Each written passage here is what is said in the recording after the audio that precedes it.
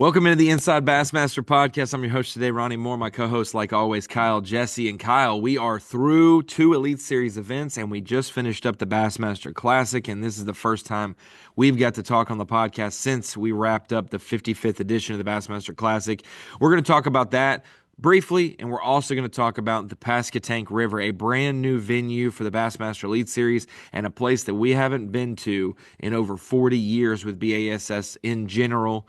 I think there's a couple events in that region, but none specifically on this playing field since 1981. So that's going to be a great event to kick off the Elite Series continuation. Stop number 3 this week, and then we'll go a week off of the Elites, and then we'll go back to Lake Hartwell for stop number 4. Should be a great month of April. We got two unique bodies of water coming up. This week for the Pasquotank River, and next week for the Bassmaster Open at the Tom Bigby River.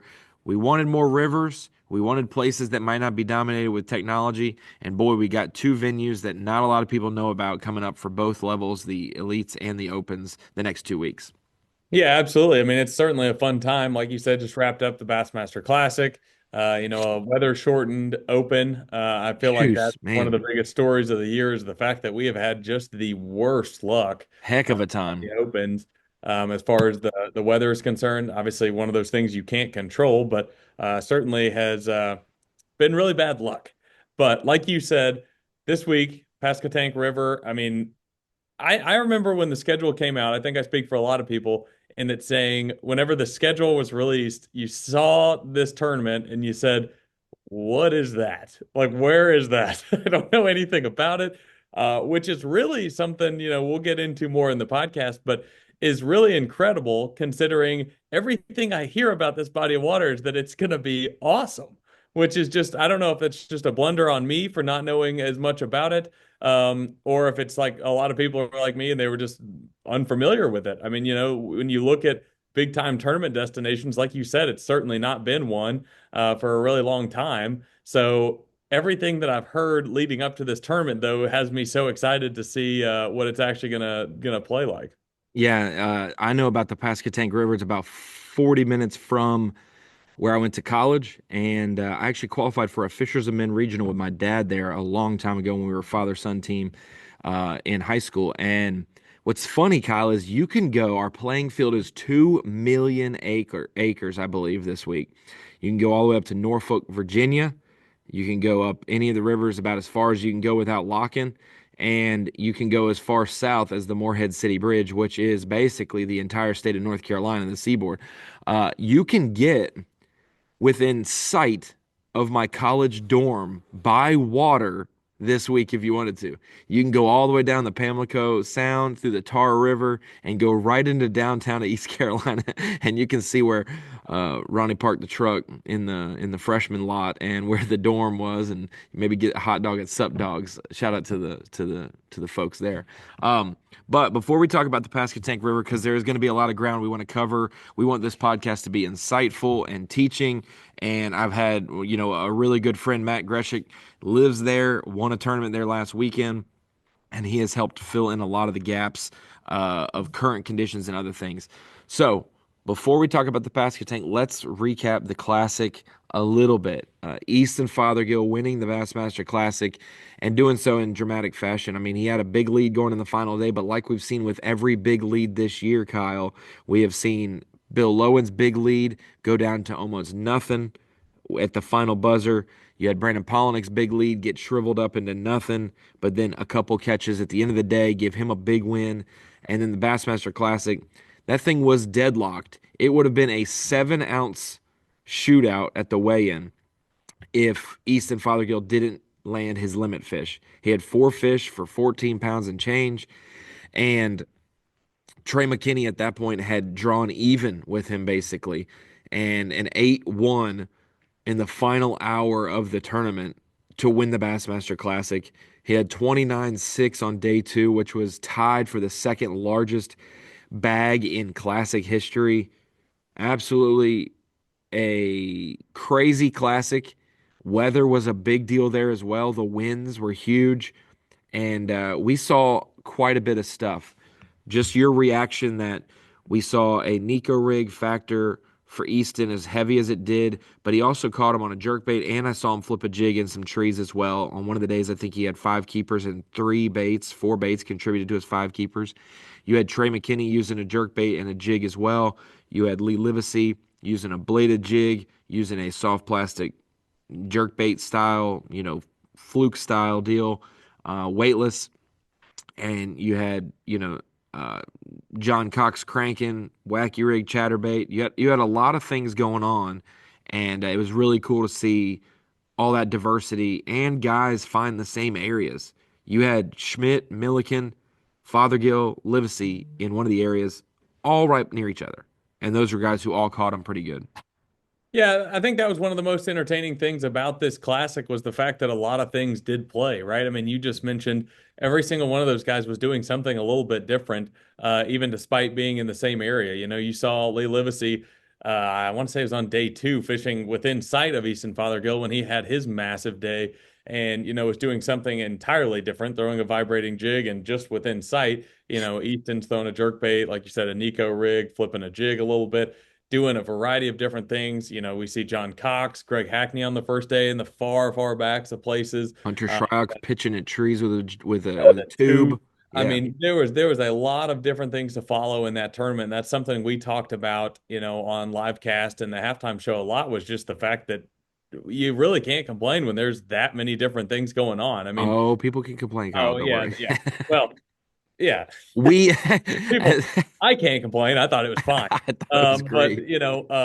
yeah, obviously plenty of differing opinions there. I mean, Somebody thinks that the national championship game last night or Monday night for the NCAA men's, championship game, somebody's going to say that was a terrible game, and it was absolutely farthest from it. So if someone says it was terrible fishing, like, that's just somebody's going to just look for the rain cloud on a sunny day.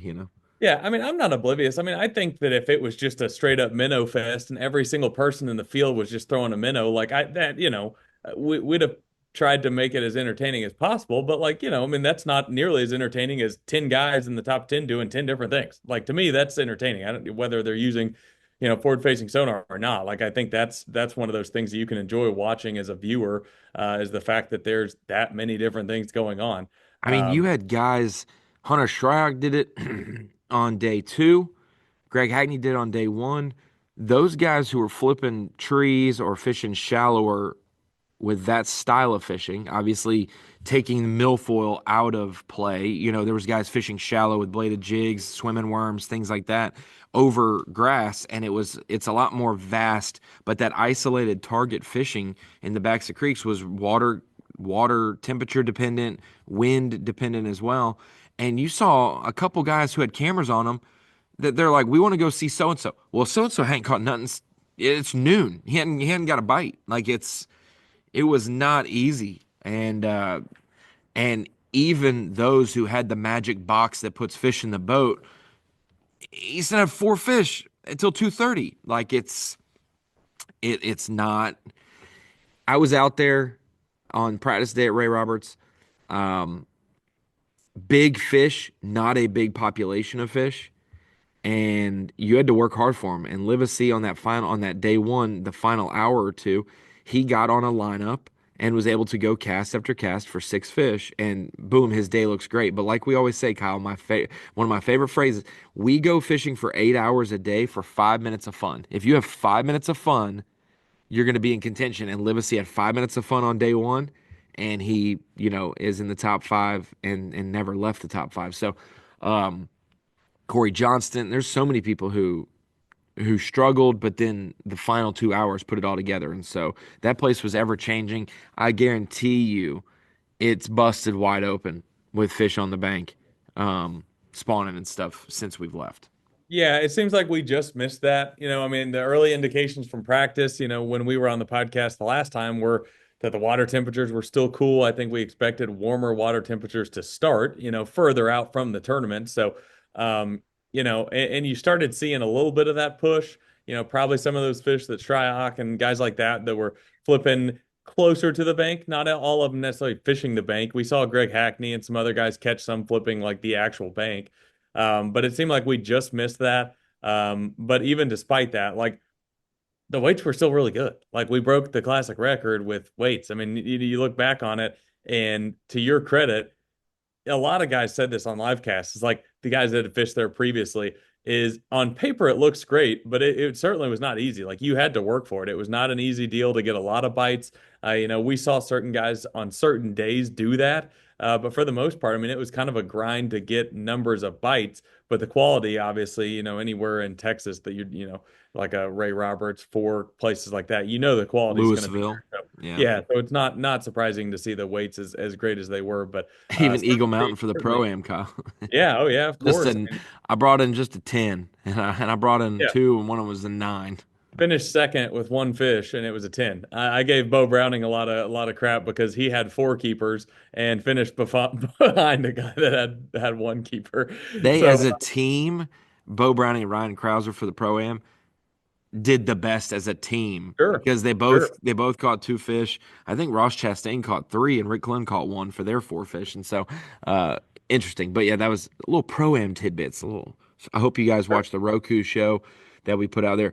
2-hour show for a 1-day celebrity tournament with some pretty cool characters in there. It was fun for me and Tommy to do the VO.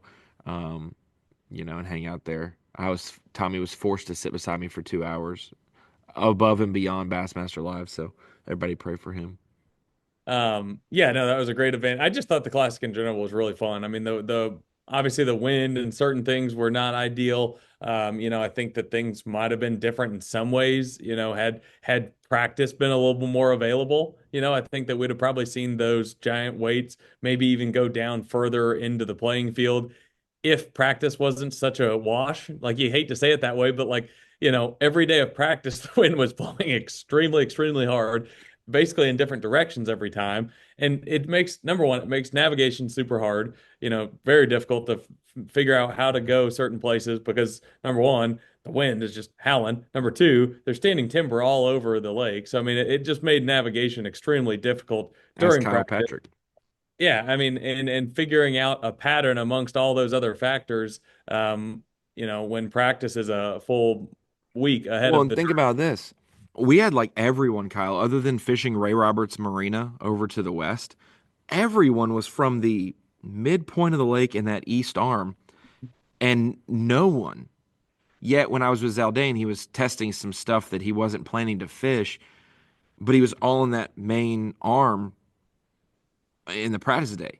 And I didn't see a soul on the map do any kind of good success in that region. So if that told me one thing is that if you go to Ray Roberts, maybe there's a bunch of boats in that east arm that's hard to fish around.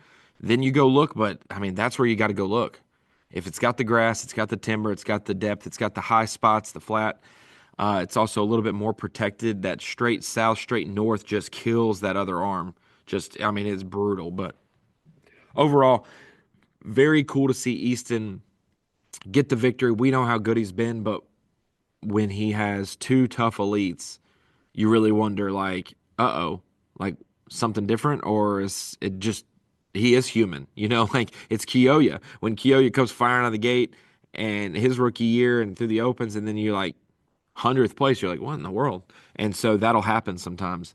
But great kid and gonna be a great classic champ, no doubt about it. And we did do some new stuff. We're always trying to do new things, whether it's exactly what the fans want. I know the crew, that's what I've always said here since I've worked at JM here in Little Rock, and this. They're always Howard Downs just walked out of here. He's making the Bass Live desk look nicer for our broadcast this week for the Pasquotank, and he just walked out. But the one who created live and the one who innovated live has a lot on his plate, but he's always willing to try new things. And then when you have guys like Mike McKenna's leading the whole group, Michael Middleton, second in command, taking the lead there when Mike's not directly related to something, they're always trying new things. And we did the all access at the weigh-in. You came and joined me on that live on YouTube all 3 days of the weigh-in. And when you're trying to combat two things, the weigh-in is long. When you think about it, if there's 56 anglers and they take 2 minutes, it's the classic. They take 2 minutes for their whole shebang. That's 2 hours minimum that weigh-in's going to be. Um, and that's not even the driving the boats in and out, if there's an accident on the highway, all those different factors. So during a 2 to 3 hour weigh-in where these guys are having a crowning achievement, yes, could the weigh-in go quicker? Probably. Shame on fans and shame on others who are saying that it's terrible because it is longer, because this is all they've worked for. You don't have those dreams and the memories and the hopes and the moments of the curtain pulling across and you coming through and you doing those different things if we just like if we're just going so fast and we're just trying to put them through. What are we celebrating? It's the classic, it's the grandeur, it's the elephant walking through the arena with race guy. I guarantee you those things took time. And so all that to say is the all access portion of it was, if you didn't want to just sit there on the way in and wait for the dead periods in between guys coming in and coming out as the music played, we tried to provide some analysis of what they did that day, how many classics they had fished, some experiences and stories that we had heard from them, and then react and listen to Mercer when there's time. Listen to Andrew Hayes in the tunnel, interviewing them as they go to come up, and put it all together. And I thought, no breaks, no commercial breaks for 3 hours, three days in a row. Like, I thought it was fantastic, and it's something new. And I say I thought it was fantastic as the person who woke up at 4:30 every day and didn't finish till 10 o'clock. So you don't tell me the weigh-in's long. I know. We were there. We did it. We were working it. But And that's I'll my say only that. thing is like, I, it's an experience, and sometimes the experience of the Super Bowl halftime show isn't fun at home, but there it's fun. And the meshing of it's a fun experience online for folks watching at home and a fun experience for people in person. You're trying to mesh both worlds, but at one point where one thrives, the other one may not thrive. You may not like waiting for the weigh-in to start, but the fans like, some of the goodies getting thrown their way, or some of the things that are going while we're buying time from the anglers driving to the lake to the arena. So some of those things that aren't pleasurable for fans at home are pleasurable for fans there. And there's going to be drawbacks of both. Do you want to wait in lines? Do you want to go from the expo over to the arena? Maybe not. But that's my 2 cents to wrap up the classic. For me, was some of the critiques and complaints, get it, warranted for sure. It's a 3 day, put a shot of Red Bull in your veins, and you go for 3 days, and then you look back and you're like, man, there was so much that happened at the classic. And it's not all perfect, but there's a lot crammed into it, and a lot less people than you think trying to make it all happen.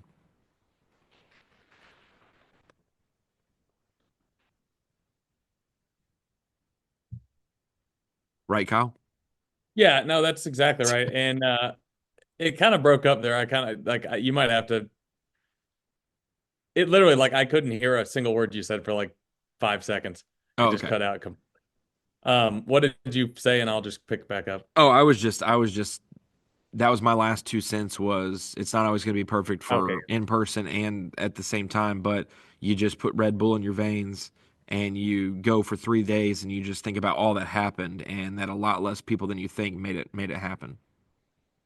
Yeah, and I'll say this. I mean, just by nature, the weigh-in process is certainly long. Like I think we all understand that it's a over an hour drive from Ray Roberts to the convention center. You're Which dealing with traffic every day. There was accidents on hopefully, the yeah, interstate. like There's a lot we'll of we'll variables fix that working in the against you. future, And like hopefully. you said, I mean, just the actual weigh-in portion itself is going to take a while. But with all that said, there's already been plenty of discussions internally in the office about how do we make it better? How do we make it a shorter experience, a better experience to where, people are getting out earlier and we can make it better all together. Now, some of those things will just be naturally fixed by Knoxville being Oh yeah, what it is in the proximity. closest venue. Yeah, But I just encourage people just, bear with us. We're obviously thinking of all the options, all the different things we can do to shorten it up. But like you said, I mean, just by nature, it is a longer process. And like you said, you have to give the anglers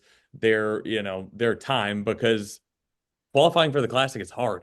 Like that's what everybody's out there to do is qualify for the Classic. Like you can't win it if you're not in it. That's the most obvious statement of all time. But just making it to the Classic is such an achievement. Hence the reason every time Mercer calls out their names, when they're idling through, like how many time Classic qualifier? Like that's a badge of honor to have qualified for the tournament. So naturally, you want to give them their time, especially, one thing for the Greg Hackneys of the world that have been up there, done it for so many times. But you look at all the nation anglers, the college qualifier, you know, it might be their only opportunity to ever cross the stage. So like Oh, it's no it's doubt not, about it. not fair for us, or anybody just to be throwing tomatoes, hurry up, hurry up, hurry up. Like you got to give them their time and their experience and obviously like I said, just qualifying for the classic is so hard. But like I said, we're gonna do everything we can to make it a better experience for everyone, and I we're think they had certainly a never gonna stop that. So I just say hang with us. think Kyle, you're so much more important than me in the scope of our company that you were in a meeting that started in the morning, broke for lunch, and then you guys had to jump back on the meeting afterwards. That's about adjustments or things. And so I was like, hey, better you than me, Kyle. But anything else classic wise that you've got before we jump I into the Pasquotank? I certainly wouldn't agree with you on that statement. I would just say that I got thrown into the meeting because there were some people that couldn't join the meeting, so I was a part of the entire thing. But no, I thought the Classic was great. I love Fort Worth. I love Texas. That general part of the country is one of my favorite areas in the world. So I really enjoyed the Classic. The fans at the Expo, like I thought the Expo was Kyle's great. a Texas Rangers fan and a Dallas Mavericks fan, so I am, but having been in the expo, like our set being in the expo, I thought the crowds there were just great, and everybody was so excited, and I just thought the experience was awesome. I love the classic and always will. So hey, and we certainly a could great event, and you congrats to. you could do it again, and you could actually do the weigh-in. I think in the convention center there's a whole place in there, and that's where the boat lot is. Like, just if we do go back, don't think it's gonna be the same. Like, you could do it there, and it would be packed out because everything would be right there. But let's move on to the Pasquotank River and stop number 3 of the Elite Series. So, Kyle, you got any questions for me that I can regurgitate a little bit of knowledge that I have of the Pasquotank and what Matt Greshik has helped me, take one dot and connect it to the other? I have plenty of questions, and I'm sure we'll get into a lot of them, of course, throughout the course of the podcast. But one thing Matt did say, and this was in the preview story, and I put it in my fantasy column if any of you have read that. But there was one sentence out of one quote that I just thought like that's the greatest thing I've ever heard, and it says, um, let's see if I can find it here. Basically says that why am I having such a hard time finding this? I've literally got it up on like 6 tabs. Okay. So, in regards to the Pasquotank, think of the Sabine River with Florida weights. Like, how do you not get excited about that? Like, Yeah, I think that the Sabine River is awesome as it is just because of all the complexities of where you can run, how far you can run, all that. Like, the style of fishing is awesome. Like, the style of fishing that we see at the Sabine River is just fun to watch. But imagine all that, but then extremely high weights. And I don't know, Ronnie, that's like the one thing that sticks out to me and that I'm super excited about. And I hope that holds true. Will it hold true? That's my it's question. it's not the Florida weights as well that you're thinking about, maybe where you have a 6 pounder and you have a 10 pound bag or a 12 pound bag. Not the Florida limit, but big fish overall. And yeah, maybe not a ton of people catching eights to tens, but there could be big bass of the tournament be in the 8+ range, no doubt about it. Plenty of fours to go around, and there should be plenty of 20 pound bags. I think that the winner will average over 20 pounds a day in that low to mid 80 range. 83 to 85 pounds, somewhere in there. And yeah, it looks fishy. I mean, and the one thing that's interesting about it is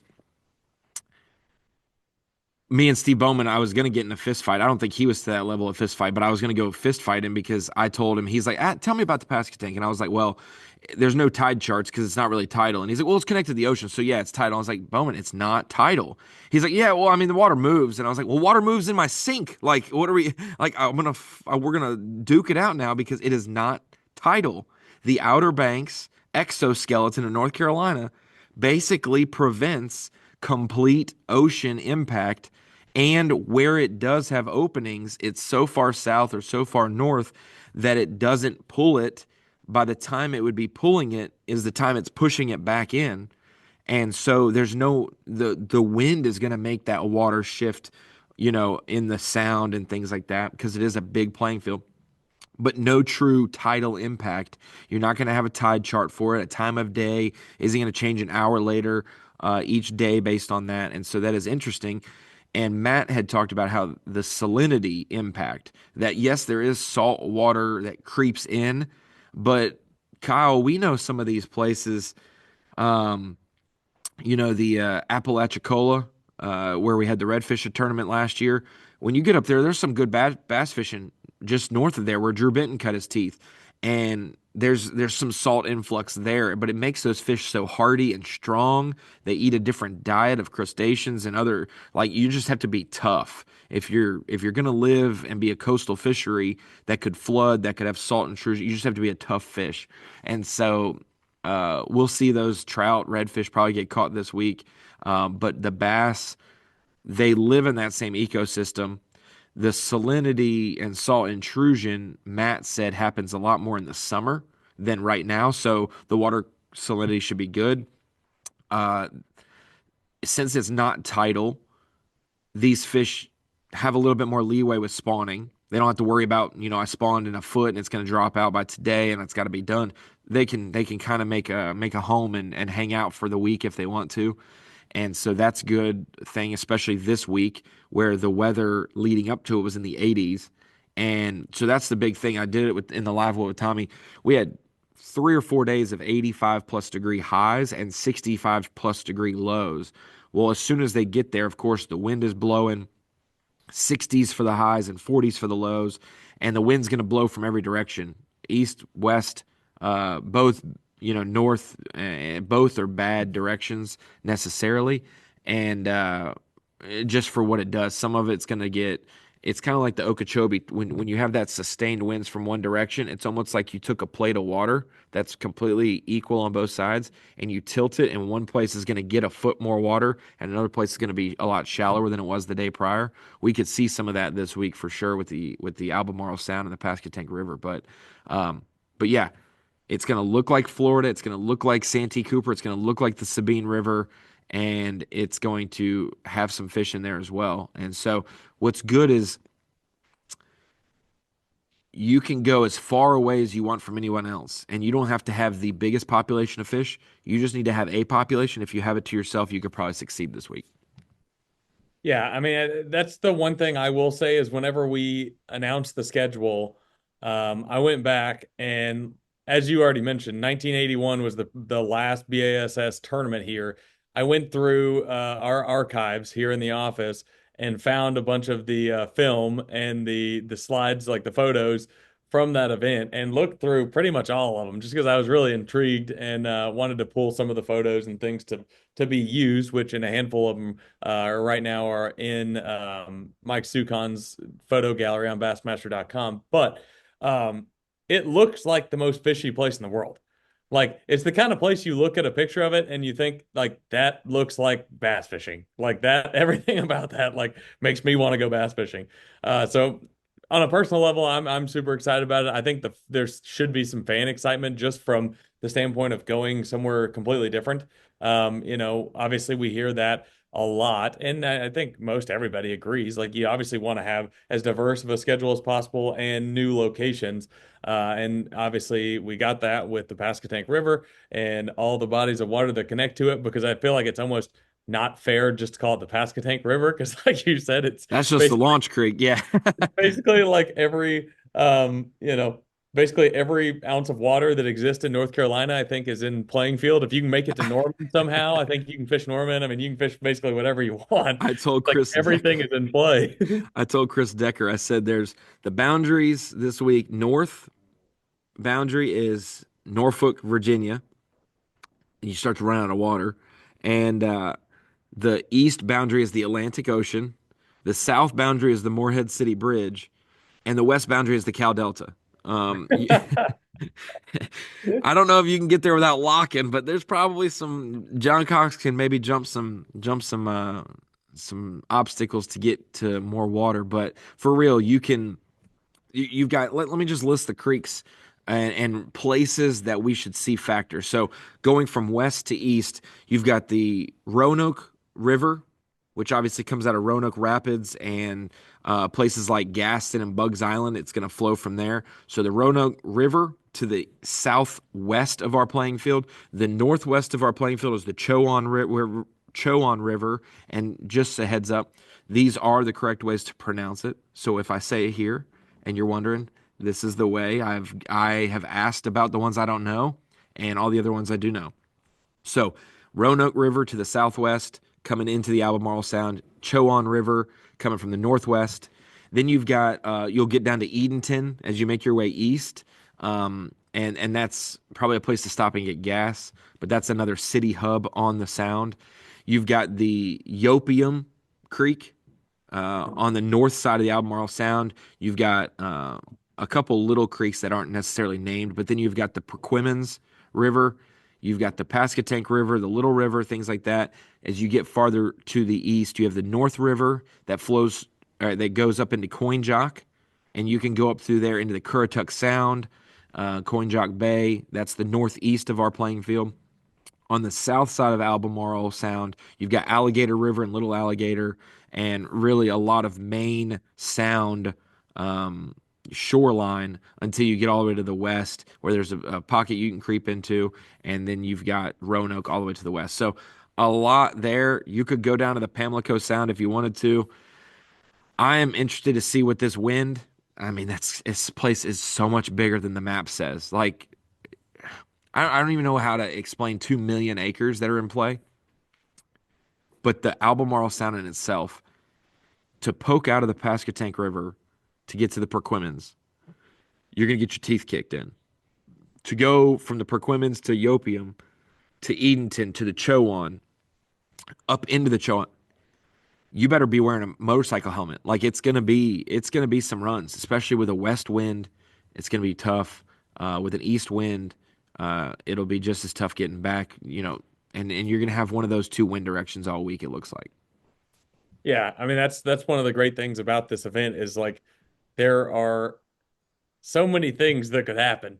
I think that from a viewer standpoint, like the unpredictability of it is going to make this tournament great.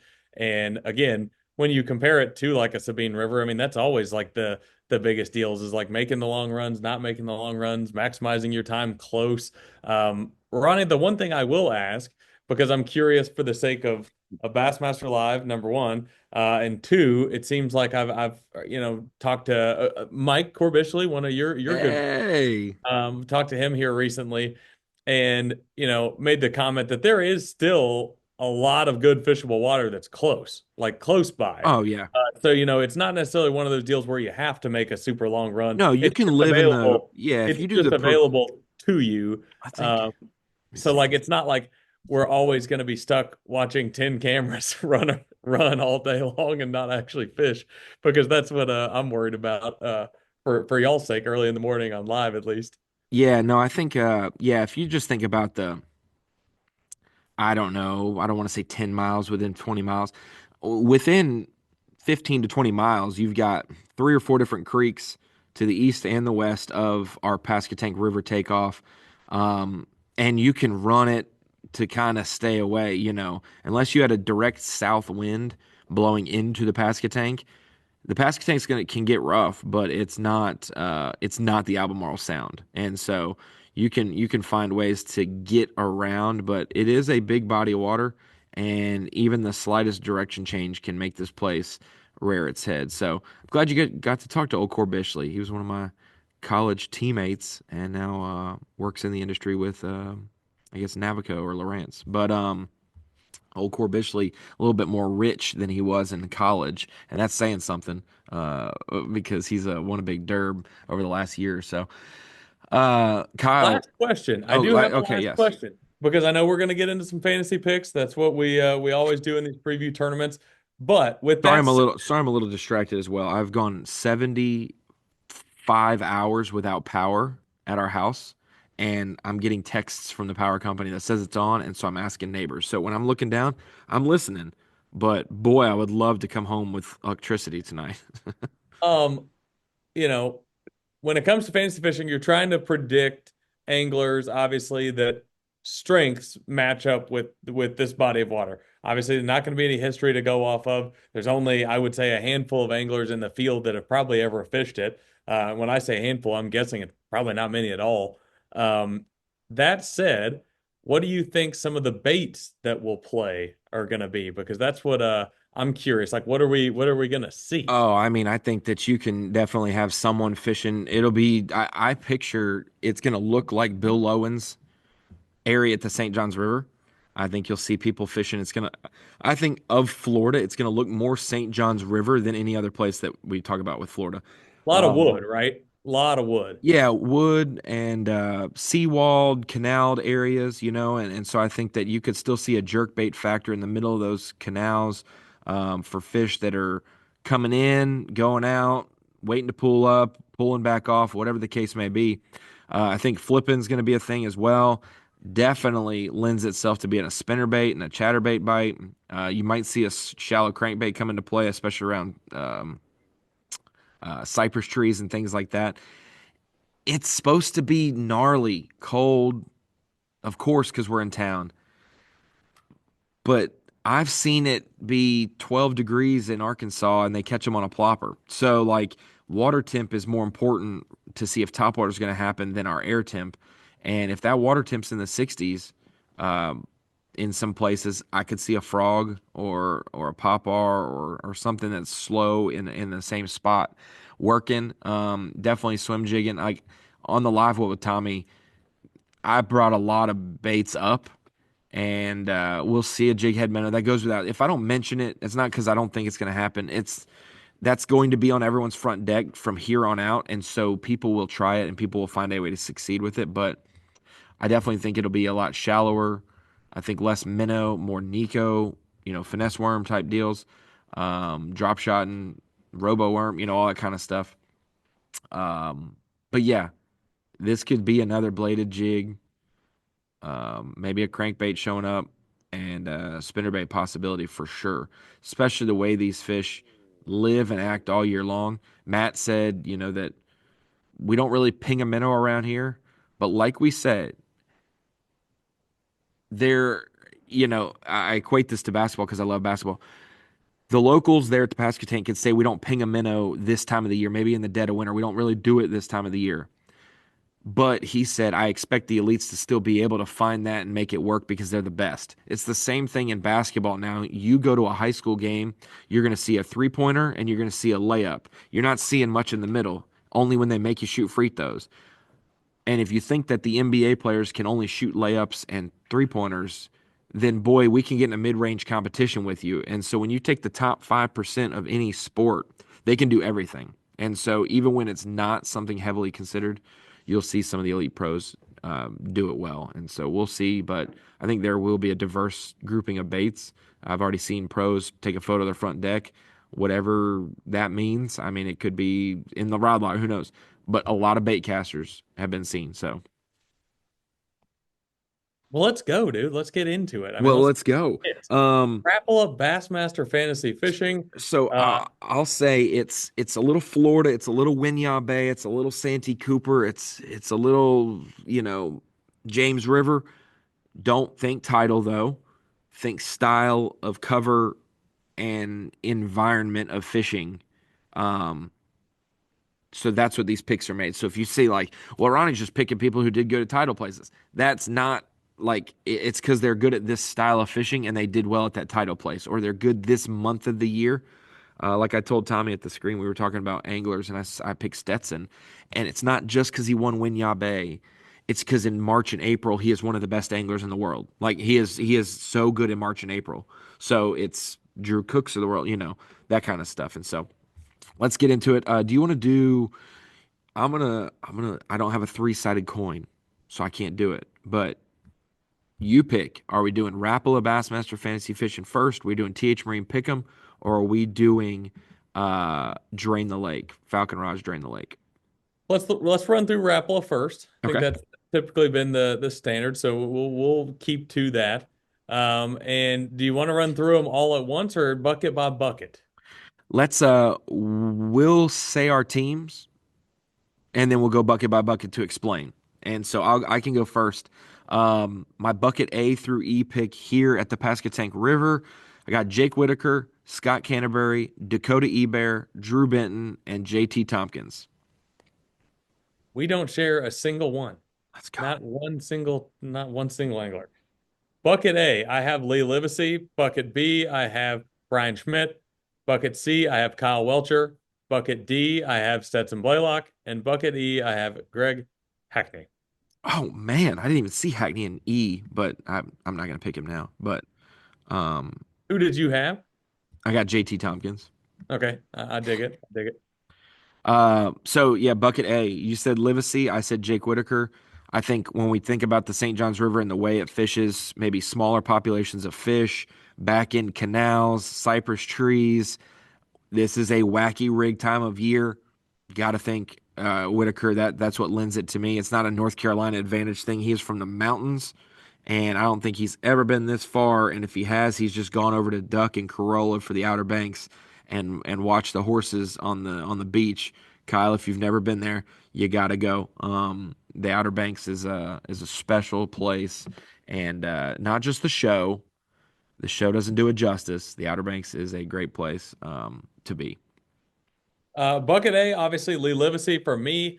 I just think of a tournament like this, and I think like guys that just tend to go for it, like have an advantage. Like they'll find something that maybe somebody else didn't have. We've seen Lee Livesey do that a handful of times at the Sabine River. Obviously, when big fish are in play, Lee Livesey is always a going to be a competitor, and I just think he was overlooked in Bucket A. I mean, I want to say it was like 3.9%. Naturally, a lot of the Jason Christie's, the John Patrick Cox, Walters. obviously Patrick Walters, plenty of good picks in every bucket.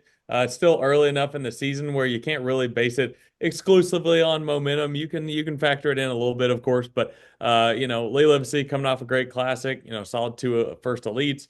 I just like Lee Livesey, and I think that he's being massively overlooked in bucket A. I think Bucket that, and I think that overall, I'm not hating on anybody's picks this week because we don't have any tangible history here.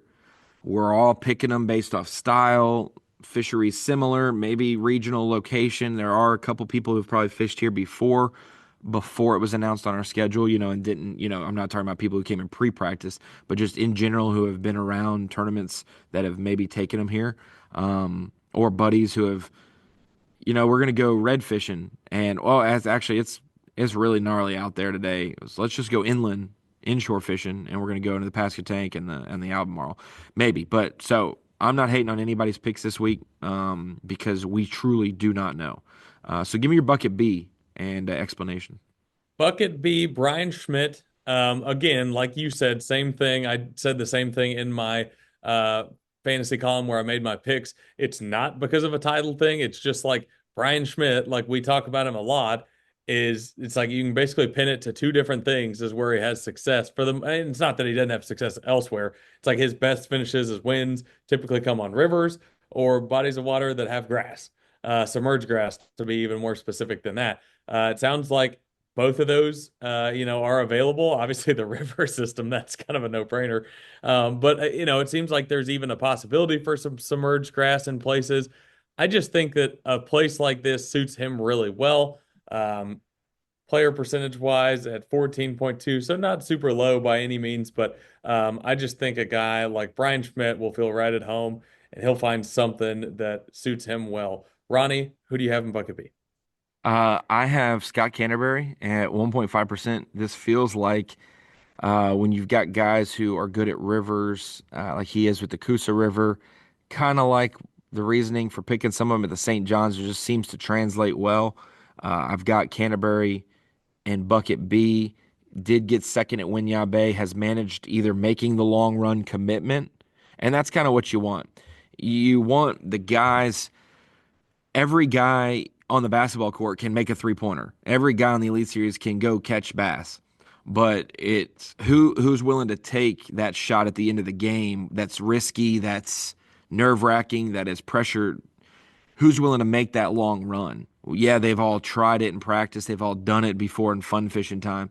Who's willing to make that run when it's 4 days and you have to invest? And seeing him do that in the past lends it to me that he is confident at risking it all. So that's a good and a bad thing at times. But I think if we saw him get his frame buzz bait out with a toad on the back and a swim jig in his hand, we might see Scott Canterbury on the final day. So that was my reasoning, and didn't even look at percentages this week because Trey McKinney, great fisherman, 26%. That is probably going off of his 32-pound pre-practice bag that he caught in February here that was 65 miles from takeoff. Like that's can you duplicate that? Who knows? But they have them in here. But that is um, at least it's a photo to go off of.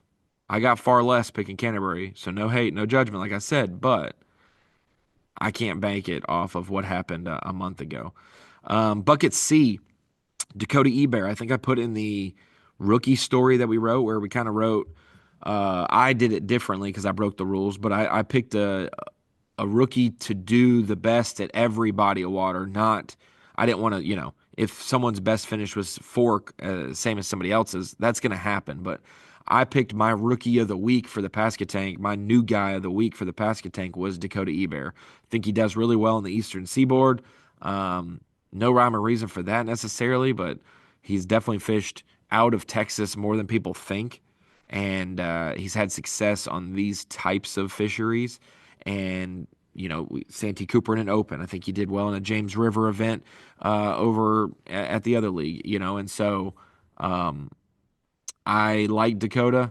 He hadn't had a huge breakout moment this year yet. We've seen it. We've seen moments of it. He got 59th and 54th in his two events. Not where he wants to be, and not where I think he'll be after this week. So he is my bucket C pick.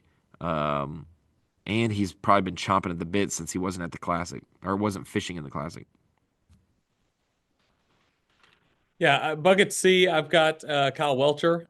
Just feels like the kind of tournament where you can find an area, just put the trolling motor down and just fish, which is absolutely his style, what he likes to do. I mean, anybody that's followed Kyle Welcher's career, I think, has seen him succeed when doing that.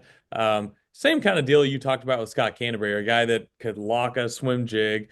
Obviously, if a frog plays, we've seen Kyle Welcher be one of the best frog fishermen on the Elite Series. Flipping, we all know what he's capable of doing there, dobbing, a jig around, Texas rig, whatever it might be.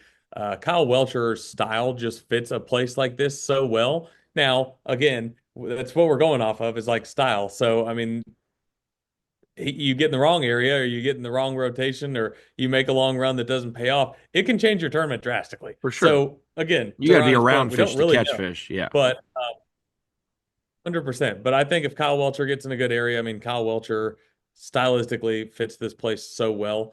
Bucket D, you I already think mentioned Stetson Blaylock. well, I'll say one more thing before we go. We need to start doing this. We need to go to the lowest, like zero point 0.1, anybody under 0.5%. We need to almost say, like, if we didn't pick someone that low of a percentage, why that they could be offered. I looked down and saw Bernie Schultz at zero point 0.1. This feels like a Bernie Schultz is going to be in the top five after day one for some reason type of event. Whether that goes on, he makes the final day, but I feel like Bernie's going to pop a big bag at some point this week. And I'll probably Toss the old text you. Cinco around. He's going to toss the old Cinco around and just I mean, a magic bag. I mean, it's I, definitely I see it happen. I definitely there are guys, the new age anglers who are always going, looking for the next thing. Somebody's water, it's okay to it's chill. Like just slow, pick this area, and we're just gonna live right here. So I said this as well, little detour from fantasy fishing, but overall fishing style. Um, I told Tommy this, I think, at the screen, and I talked to Matt, and I said this, and he's like, I 100% agree. Someone is going to have a shot to win this event on the final day, Kyle, and they are going to say it was their worst practice they've ever had. And it's not, we normally hear, oh, I had a bad practice and they did well, but it's on a place you have history, maybe some knowledge. Somebody's going to have such a bad practice, they're going to stay within 5 miles of Elizabeth City where the takeoff is, and that is why they're going to have a shot to win because they did not run far, they did not risk it, they managed it all 8 hours, and they fished close. And when you have a big body of water like this with not too many tournament ramps, fish do get repopulated in certain areas. And so if you haven't, if you've gone everywhere and it hasn't worked, there's going to be someone who's like, dude, I might as well just, I'm not going to get a check this week, so I'm going to save some gas money and I'm not going to go far. And then they're going to be like, I could win the biggest check this week. So that's something to consider as we get to bucket D, and you're up first, buddy. Yeah, I got Stetson Blaylock. You mentioned him. And you said the exact thing that I always go to as well, is just the fact that when you get in these springtime tournaments, Stetson Blaylock's always a factor. Had him at the Classic. I will have him here at the Pasquotank. Obviously, I've seen him do well at Winyah Bay.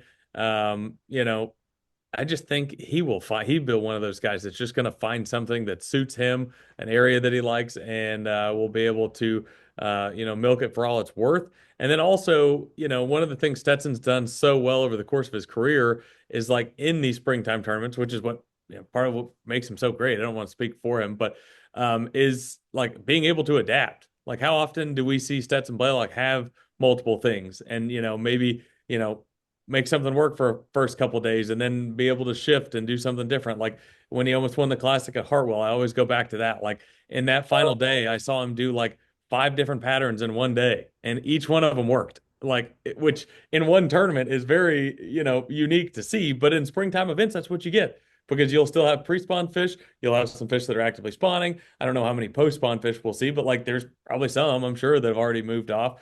Like you'll see fish in all different stages. So a guy like Stetson Blaylock that can adapt, that's what makes a good springtime fisherman. It's either, you're a Drew Cook, Drew Benton, John Cox that's like so good at bed fishing that you're just better than the majority of the field doing it, or you're able to adapt. And that's something, again, that Stetson Blaylock has done well throughout his career. So I'm going Stetson. And people look at like Stetson's, when you look at your finishes, it doesn't just dictate how you fish the event. You think about his St. John's when he was in the top 10 a couple years ago. He was cranking riprap on the way to the Rodman Dam or the lock. Like he was cranking in a canal that everyone runs through, and he was cranking rock in Florida. Like, now Brandon Polinick has made cranking popular again, but you think about some of those things, you're like, oh, he caught him at the St. John's. He's probably a really good sight fisherman. He probably was doing, no, he was cranking riprap. So that's a big possibility here this week. Bucket D, I didn't even go as far as you did down the list. Blaylock was the second man alphabetically in Bucket D. I went to the top, Drew Benton.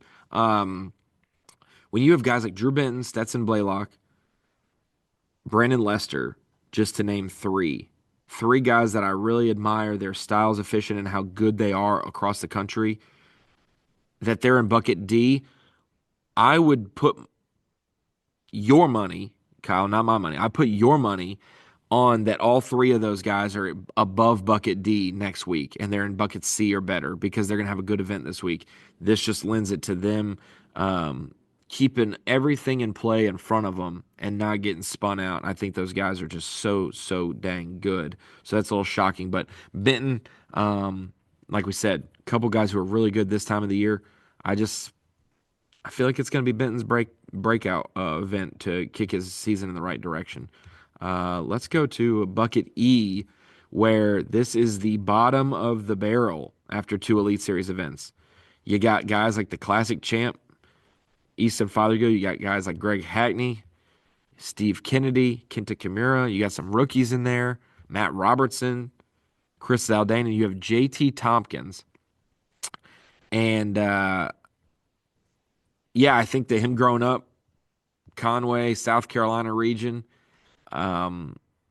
maybe fishing Santee Cooper some, but fishing a lot of those rivers on the eastern side of South Carolina, I think that's going to lend itself to looking familiar and feeling comfortable. We obviously know he puts in pre-practice time, and so and working with Trey and others, Tyler Williams, those guys, I feel like it could be a big week for him. So we'll see. But he's my bucket E pick.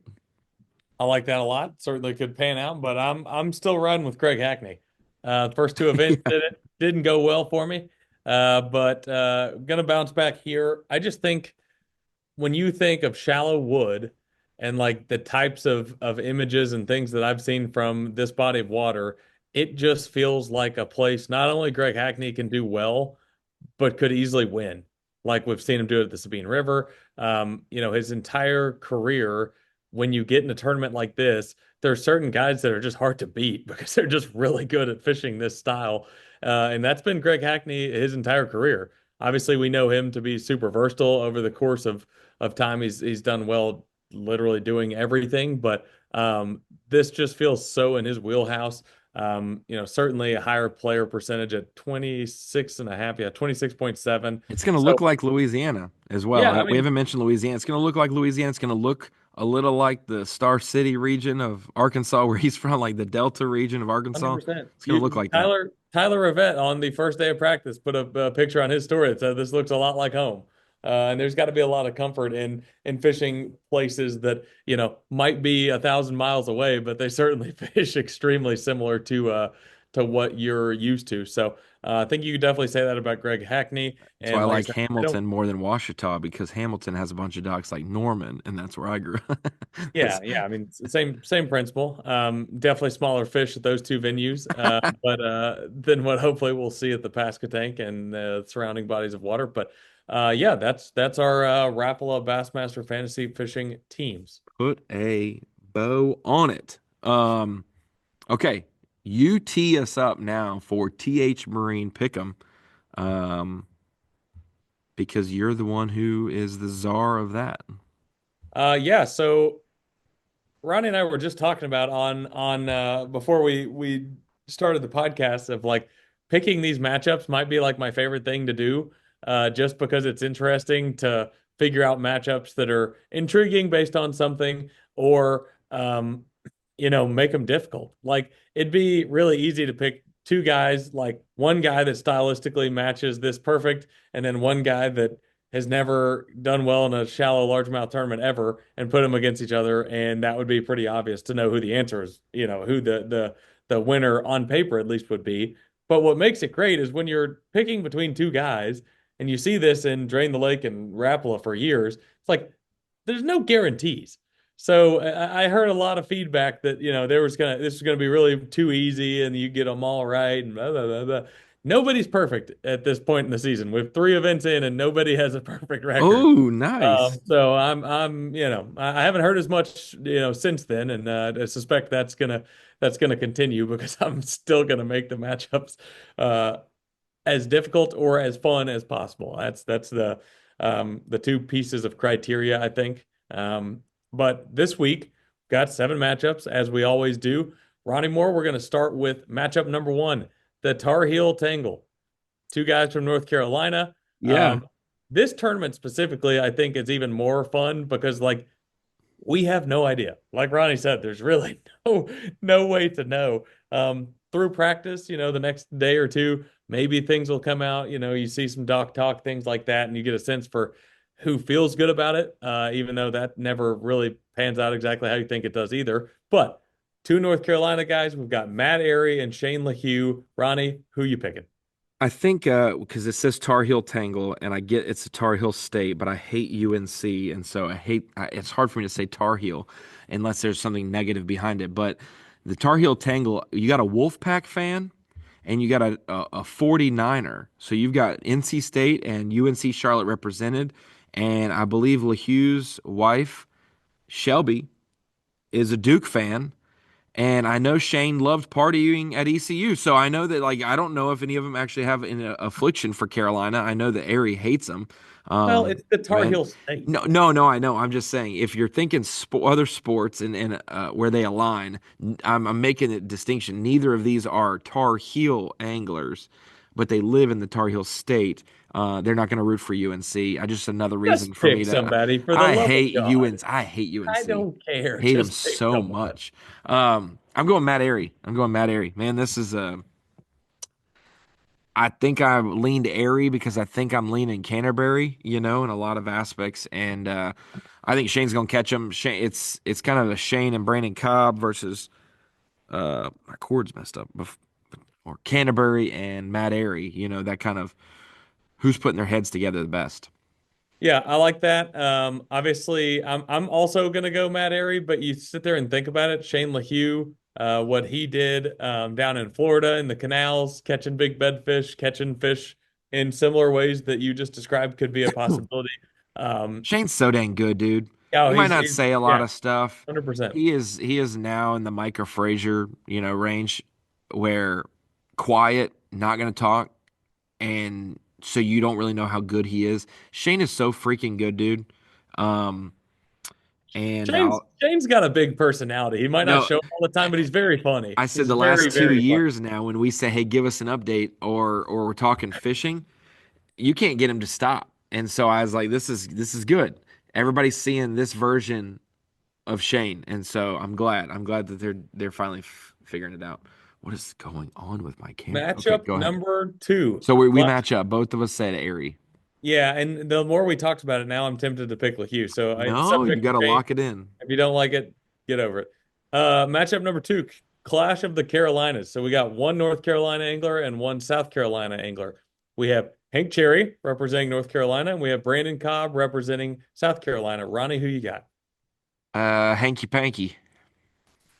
I like that. I'm going Brandon Cobb. Something just tells me he's going to be able to pick up a wacky worm, a flipping apparatus like a Z-Cross, something of that nature. Uh, Go to work. I could easily see both of those guys doing well. Hence the matchup. Matchup number three. It's a pretty simple one to explain. It's just the top two guys in AOY, John Garrett and John Cox. You could have said like Battle of the Johns. That just I'm just trying to help you out here. Uh, I went John Cox, Kyle, and it's not because I don't think John Garrett's going to do well. I think that John Cox, he was born. I don't know when his birthday is. Sorry, John. Um, but I feel like he was born in the swamp in April, and that's that's where he'll be this week. I like that. I'm also going John Cox, but I think that's one of those picks, one of those matchups that like you could easily see John Cox being the obvious pick. But John Garrett's on a roll, and he's had a thing for catching big ones all season long. I think this happens every year, at least for me, is like somebody gets rolling early on in the season in AOI and you still neglect them like for as long as the season goes on, And you're and not then a you hater. catch You're just them. cautiously waiting for that moment. Like last Right. year, is Trey McGinney going to struggle? Well, I guess he's not going to. I'll pick him for Smith Lake, gets DQ'd. And you're like, oh my gosh, I picked his worst tournament. Yeah, so obviously a lot of things could happen there, but I also have John Cox. Top two in Rookie of the Year, Evan Kung and Bo Browning. Who you got? I've got Bo Browning in that one. I also have Bo. It looks I like we've got 3 of 4 matching picks right now. So I like Bo as well. I think it suits him well just to be able to chunk and wind, chatterbait, spinnerbait, whatever it may be. He's very good at that style of fishing. Probably his favorite way to fish, I would say. But then again, Evan Kung, what we saw him do at St. John's and have success, yeah, that's pretty, like you said, you definitely make some comparisons there to what we'll see in North Carolina. Matchup of the Kyles. Hence the reason I didn't go with the Battle of the The Johns Johns, okay. is because we got matchup of the Kyles. We got Kyle Welcher and Kyle Patrick. Who we got? Kyle Welcher for me. I got Kyle Welcher as well. I think that could go either way, but staying consistent with Welcher, he's on my Rapala team as well. So this is a tough one. Drew times two. Got both the Drews. You Drew could have did Cook, Battle of the Drew Drews. Bit. Just say that's it. Just kidding. Well, that's the I name of the thing. You just- don't want to just name every single one Battle of the whatever their names are. I mean, come on. Good grief. I No, mean, I this know. guy, this guy's wearing me out. Matchup six. Who we got? Cook or Benton? Okay, follow me on this one. I had Drew Benton on my Rapala Bassmaster Fantasy Fishing team, but I'm picking Drew Cook in this matchup. And you have to put him. Well, that doesn't make sense, Ronnie. Drew Benton was bucket D. Drew Cook is bucket B. So I didn't pick Drew Cook in bucket B, but I still think that he's going to have a great finish, and I think that he could beat Drew Benton and be higher in this one. I also might think that Scott Canterbury beats both of them, thus why I picked him in bucket B. Okay, go ahead. I like it. I also have Cook. I could see Oh, either. I could see either of them doing it there. I think both those guys will have a great chance to be in the final day, um, come championship Sunday. But final matchup number 7, roommate battle. The two most unlikely of roommates, I think, which are two of my favorite human beings, is Timothy Doobie and Mark Menendez. and how about we add in Will Davis Jr. as the third Yeah, roommate? just the most unlikely of three roommates. I think those three are great. Hearing them talk about their times traveling together already uh, has been a lot of fun. But we're making them face each other here. Tim Doobie, Mark Menendez, who you got? I said it for Bernie Schultz. It's a Marky Mark type of fishery, I agree. Old school. I think that a guy like Mark, slow down, pick apart an area. He always does that well. I think Mark Menendez is set to have a really good finish. What's your points and percentage this year? I'm at 13 and 80%. Also, same 13 and This 70. is okay. Here we go. We have six of the same. So all we need to do is keep an eye on the Hank Cherry Brandon Cobb matchup. And whoever's right there, we're going to be the leader going to the next one. So Whatever. It's gonna unless be you me. change the Shane LeHue one behind my It's back. gonna be, yeah. That's why I didn't say anything because I still might switch that one. No, you can't Whoa. do it. The I podcast can is do. I final. can do literally whatever I want. I've Okay. I've been by the books for 5 years on doing this and sticking with my picks. I don't care anymore. I'm gonna do what I want. I'm gonna Okay. pick whoever I want. Um, excuse me, Falcon Bassmaster Drain the Lake Challenge, the third game we're gonna go over here. The one thing that stood out to me, and it's always funny when we come to a tournament like this one where there's a lot of unknowns. You'll notice when you go down the list of anglers, every angler that has an N and a C by their name is picked at a high percentage, which again, you can't hate on because that's not necessarily a horrible strategy.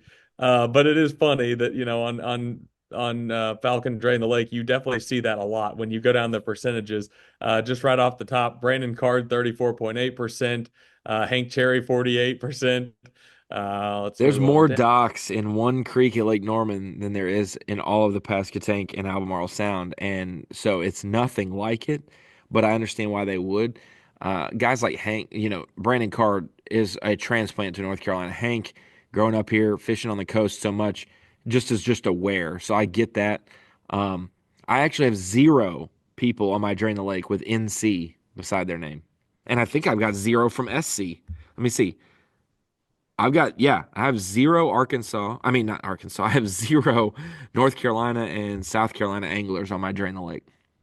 I think the thing that's challenging about it though is like even if you took that strategy and you picked a lot of Carolina anglers, you still got Hartwell in 2 weeks. Absolutely. You got to save a lot of those guys for Hartwell because that certainly has been a place that I wouldn't say like the strongest local advantage of all time, but a lot of those guys tend to do I well at still Hartwell think, yeah, I every time. still think even when the spawn is going on, that there is an advantage to knowing, like we said, when you get to that March and April and the spawn is heavy on that body of water, the local advantage goes away. But when it's a blueback herring lake, even during the spawn, there's an advantage to be had. We see it with Walters, uh, we saw it with Cobb at Hartwell. Like there's just you'll have a LeHue in that range. Cherries made the final day at Hartwell. Like there's just something about blueback herring lakes that will do it to you. So uh, drain the lake.